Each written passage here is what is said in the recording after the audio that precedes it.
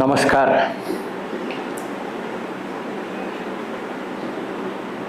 एक चिमणी झाडावर बसली होती. पलीकडे आग लागलेली दिसली. संवेदनशील होती कदाचित. बाजूला पाण्याच्या साठ्यापर्यंत धावत गेली, उडत गेली. थेंबर पाणी चोचीत घेतलं, आगीत आणून टाकलं आणि मग अशा फेऱ्यांपाठीमागे फेऱ्या सुरू झाल्या. कोणीतरी तिला विचारलं, अगं चिमणे, तुझ्या एका थेंबानी आग विझणार आहे का? चिमणीचं उत्तर असं होतं, आग विझेल का नाही मला माहिती नाही, पण आग समोर दिसत असून मी काहीच केलं नाही असं होता कामा नये. आहे का हो काही शिकण्यासारखं? नक्कीच शिकण्यासारखं आहे. रामाने सेतू बांधायचा ठरवला. सगळी वानर सेना काम करायला लागली. एक छान आठवण आहे रामायणातली. प्रभू रामचंद्र झाडाखाली बसले होते. सगळी वानर सेना कष्ट करत होती सेतू बांधायचा. दगडावरती श्रीराम असं लिहायचं आणि तो दगड पाण्यात टाकायचा की तो तरंगायचा. बांधकाम चालू होतं. प्रभू रामचंद्रांना असं वाटलं, हे सगळेजण माझ्यासाठी इतका कष्ट करतायत आणि मी झाडाखाली स्वस्त बसलोय. रामचंद्र उठले, ते गेले, त्यांनी एक दगड उचलला आणि पाण्यात टाकला आणि तो हपकन बुडला. मारुतीराज त्याच्या पाठोपाठ गेले होते. तो बुद्धिमत्तां वरिष्ठम कसा होता त्याचं हे उदाहरण आहे.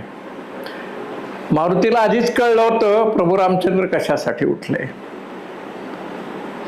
आणि मारुतीने रामाला असं म्हटलं की हे जे सगळे आपले सैनिक त्या दगडावरती श्रीराम असं लिहितायत, त्या राम नामाचा आधार आहे म्हणून ते तरतायत. रामाने ज्याचा आधार सोडला तो दगड कसावर तरंगेल. प्रभू रामचंद्र गुपचूप येऊन झाडाखाली बसले. याही पुढे जाऊन एका खारीने ते बघितलं आणि मग पाण्यात जाऊन बुडायचं, रेतीत येऊन लोळायचं आणि त्या याच्यावरती येऊन ती अंग झटकायची आणि जे काही कण असतील ते कण रामाने तिला शाबासकी दिली म्हणून तिच्या पाठीवरती रेघा आहेत असं सांगितलं जातं. प्रत्येक गोष्टीत मी काय करू शकेन, मी किती करू शकेन हा महत्वाचा मुद्दा नाही. मी काय करू शकेन आणि मी ते करतो का, हा प्रश्न सतत आपल्याला पडला पाहिजे. आणि करत नसू तर अस्वस्थता यायला पाहिजे, करत असू तर समाधान पावायला पाहिजे. वसुंधरा संजीवनी मंडळाला पुढच्या काही काळात 50 लाख रुपये क्राऊड फंडिंग मधून उभं करायचे आहेत. हे माझं वक्तव्य ज्या ज्या माणसापर्यंत जाईल त्या प्रत्येक माणसाने ह्या आत्ताच्या माझ्या संवादनावरती विचार करावा. आणि दिवसातनं एका तरी माणसाशी मला बोलता येईल का हो?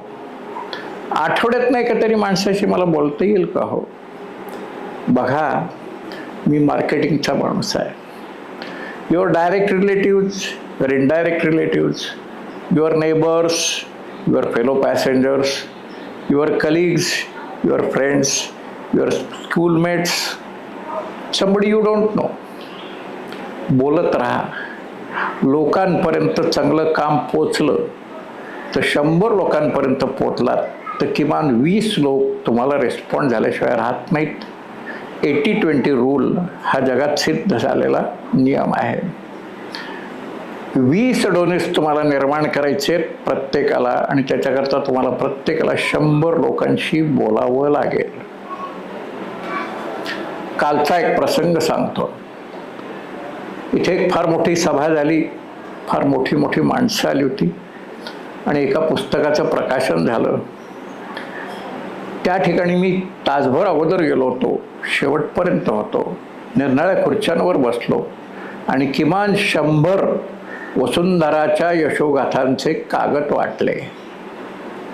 मला माहिती आहे हे 100 लोक माझ्याकरता काही करणार नाही आहेत, पण मला माहिती आहे इथले 20 लोक आमच्याशी संपर्क करतील. त्यातल्या दोघांनी आज सकाळी संपर्कही केला माझ्याशी. Think positive and positive will happen.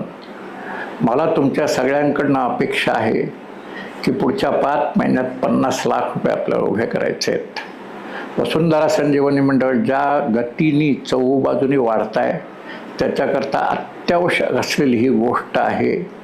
आपण सगळ्या गोष्टीमध्ये अग्रेसर आहोत, घोडदौड चालू आहे, कमी पडतो ते एस्टॅब्लिशमेंट कॉस्ट, ॲडमिन कॉस्ट उभी करणं आणि त्याच्यासाठी समाजातल्या लोकांपर्यंत पोचणं याशिवाय दुसरा पर्याय नाही.